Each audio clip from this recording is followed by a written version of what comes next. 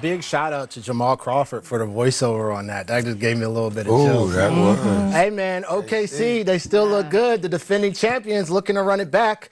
What do you think it's going to take to dethrone these guys? I mean, what I love about these guys the most is they're legit. Yeah. You know, they've done this. They've proven themselves, and they're still the best, still at the top of that seat at number one. What do you guys think about this team? What's it going to take?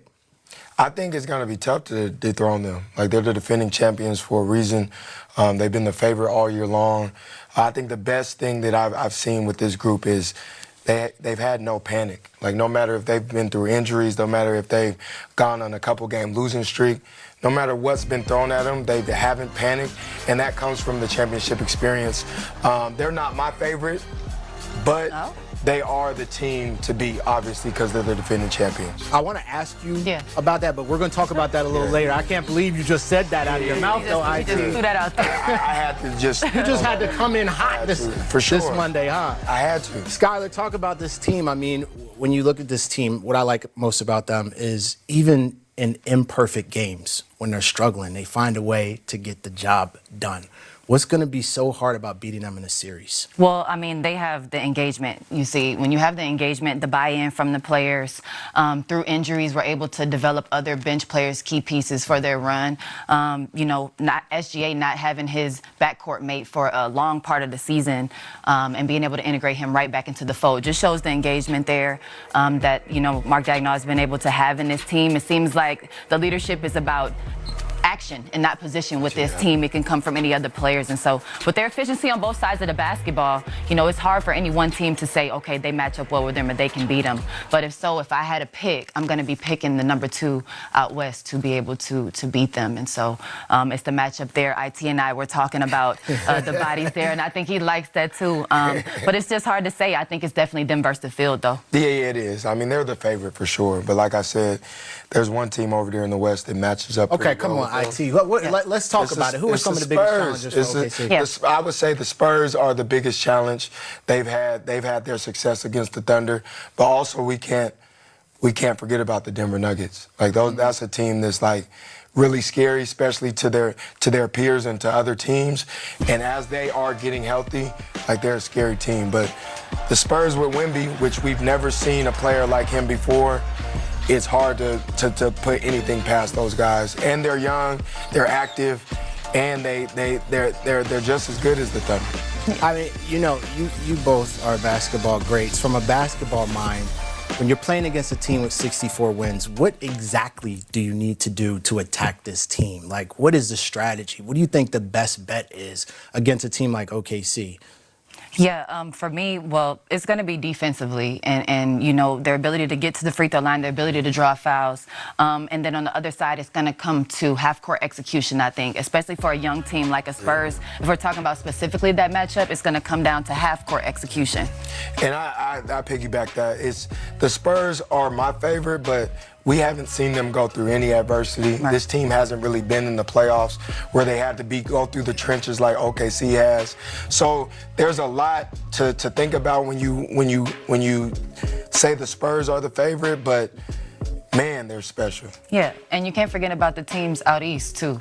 You know, you have teams that aren't talked about as much, like the Detroit Pistons, and you have another team like the Boston Celtics, who I don't know who wants to play them right now or match up with them. Yeah. And so it is a lot of people that could challenge it, but we're not just talking about one game, we're talking about through a duration of a series. Right, we did cover the West. You just mentioned 2 teams on the East being the Detroit Pistons, who I have absolutely loved this entire year. But the Boston Celtics seem to get talked about more as a threat. Are there any other teams on the East that you think has a shot against a team like OKC? I would say Cleveland. I think Cleveland's another one of those teams where you don't really want to match up with them in the playoffs, and then them acquiring a guy like James Harden, who, like Skylar said earlier in the show, he has playoff experience. He knows how to win playoff games, and I think that's what they wanted with making that trade, so you can't put anything past those guys, but I think Boston is the favorite out east. Even though Detroit's had the best seasons out east, Boston has that championship experience. Jason Tatum seems like he's getting his rhythm back. And they're definitely a scary team out east if you got them in a playoff series. I have to agree with that one. I mean, didn't expect that, I'm sure, to start the season. Joe Mazzulla, his ability to develop key rotational players in the mix, too. And Jason Tatum's unexpected return and how he's playing has been amazing and something to be talked about. And so I agree, between that and the playoff experience there, we'll see how it fares out, but it should be fun. I'm just a little surprised that nobody mentioned anything about the New York Knicks. Are we not feeling the Knicks on the East? She said, I like the Knicks, but yeah, they're a little too inconsistent for me. Okay. Like when they play, when they're good, they're really good, but when they're not so good, they don't even look like a playoff. Don't go too far down that road, because we're going to talk more about the play-in team, I got on you. the East especially. But here is the SoFi play-in schedule on Tuesday at 7:30 without my brother from another, Joel Embiid. I mean, he's recovering from an emergency procedure. Can Philly overcome this loss? Now, I'm just going to start by reminding everybody I have worked with the Sixers for most of my career, about 18 years as an in-arena host. So I do have a little bias going on for Philly. I'm from Philadelphia, but I'm not going to talk too much about Philly today. I'm going to let y'all talk about Philly, because you know how I feel about it. Can they get this done without Joel? No, there's no way. Just dang, I'm going straight to it. It just got right to it. There's no way. There's no way at all. And Philly was one of the teams I always said, if they were healthy, as they were the last couple weeks before, Embiid's dealing with what he's dealing with, like, a team doesn't want to play them in the playoffs full strength. But with Embiid out, with the head of the snake out, it's tough. It's going to be very tough. It's not over, but it is. I'm sorry. You don't think the one game setup gives them any sense of an advantage? Oh, they can win that game. I'm talking about going on in the future to the playoffs. They can definitely win that game, and the Magic haven't been playing as well, so I wouldn't put it past them winning that game. I mean, looking back at the Philadelphia 76ers season and seeing where they are now, Skylar, just what do the Sixers need to do to just improve overall team? Yeah, well, I mean, obviously, like you said, losing the big man in the middle makes it hard for any matchup. You have to have that prominent big play to be able to play off of. I think they have it in the guards. Tyrese Maxey, VJ Edgecombe had a great year. He'll be on the all-rookie team, no doubt. And so promising pieces for the future, just continuing to round out their roster. And obviously the health of Joel Embiid, always seems to come into play when we're talking about the potential of this team.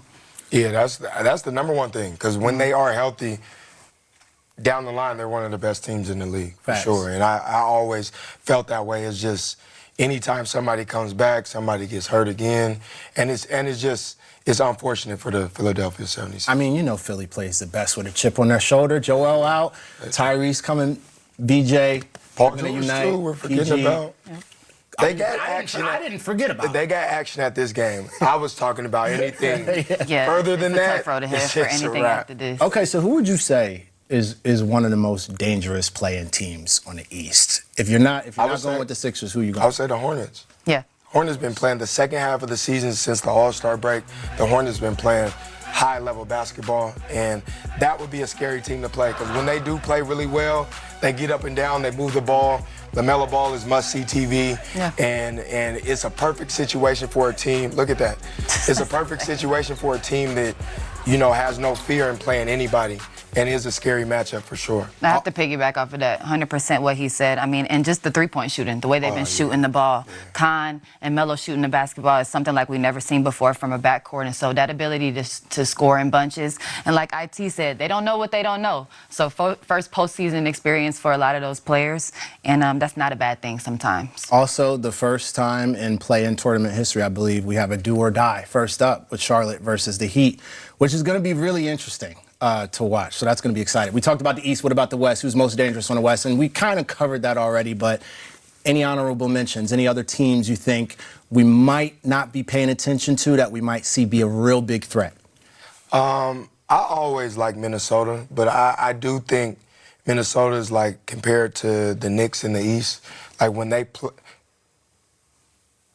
My bad on that. No, my fault on that. I like for the play in Phoenix. Phoenix been playing really well all season long, and when they're healthy, you got to give a shout out to their coach, Coach Jordan Ott, that's been doing a hell of a job all year long, especially losing a guy like Kevin Durant. they probably thought they were in somewhat of a rebuild stage, and they've been proving, the teams wrong all year. We got the Suns, Blazers, we got the Warriors, Clippers. Any team coming to mind for you, Skylar? Yeah, I like to say the Suns as well, but the Warriors, they're a dangerous team that can create matchup problems for everybody. You just really don't know what to expect from that team, so you can't count them out. But yeah, the Suns play. But obviously, we know what Steph Curry brings to the table. Dangerous at every level, just out there. That's another creative player we could talk about. But I don't care. As long as they have this man on the floor, they have a possibility. And so, I know a lot of people like the Clippers' chance, but this is a team that I'm going to talk about always, as long as they have that man right there. Looking at this play-in tournament, is there any matchup that you guys are most excited just to watch in general, because it's going to be heated back and forth? I mean, this Warriors-Clippers. Like, any time where the game is on the line and you got a guy like Steph Curry out there, you got Kawhi Leonard, they're going to be battling. And then with a healthy Steph Curry, like Skylar said, you never know what can happen. Like, you never know what can happen with a guy like that on the floor. So I'm excited to see the Warriors. And sometimes in a 7-8, you kind of know, I got another game, possibly lose this one, have another chance, And the 9-10 matchups is what I'm going to be looking at. Like you said, the do or die games, the one that you got to win or go home. And so a little bit of tournament, style feel to it, and that's why we love to play in tournament. Well, don't worry, Sixers. I haven't given up on you guys yet. I'll be tuning in. All right, coming up on the Association Playoff Review.